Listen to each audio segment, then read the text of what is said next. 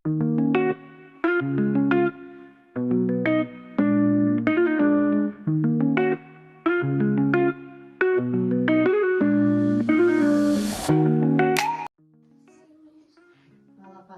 бүгін біз сендерге әжеміз екеуміз ертегі айтуға келдік. Ертегі тыңдауға дайынсыңдар ма балалар? Бұл жолғы ертегіміз алтын қанатты құс пен сұр қасқыр туралы болады. Баяғы өткен заманда орманда алтын қанатты өте әдемі құс болыпты.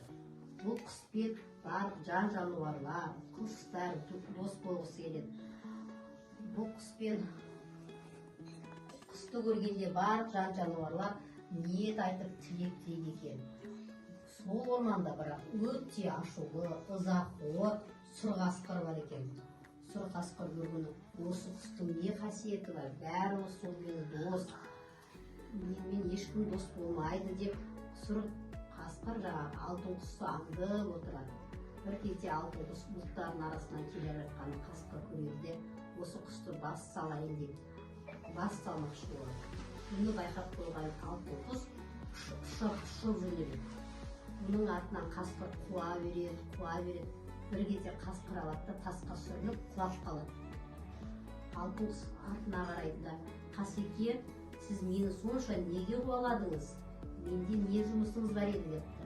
Қасқыр айтады: "Мен сені ұстап алып, алтын құстың қанатынан ұстап алып, бір ниет демекші едім.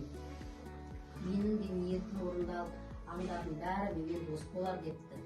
Сонда алтын құс айтыпты: "Қасеке, мен сізге қалай аңдармен дос болудың жолын үйретейін. Сіз менімен бірге десіп жүріңіз" депті. Қасқыр мақұл көріп, екеуі бірге аяғы сынып қалған ауырып жатқан қоянға келеді. Қоянды емдеп, жазып жөнелтеді. Одан соң кірпінің хал жағдайын сұрауға барады. Ол да ауырып қалған екен. Оны емдеп, екеуі тағы да басқа жануарларға да көмек көрсетеді. Оны аңдар, жануарлар қасқырдың өзгергенін, мейірімді бола бастағанын байқайды. Сөйтіп қасқырмен жан жануарлар да дос бола бастайды. Қасқыр алтын құсқа рахметін айтып: "Менің де енді достарым көп, мені де жануарлар жақсы көретін болды. Саған рахмет, сен маған мейірімді болуды, достарыма қол ұшын созуды үйреттің" депті. Сонда қасқыр мен барлық жануарлар дос болыпты. Балалар, бұл ертегіден сендер не түсіндіңдер? Ертегі ұнады ма балалар сендерге? Жарайсыңдар балалар. Ертегіден не түсіндіңдер?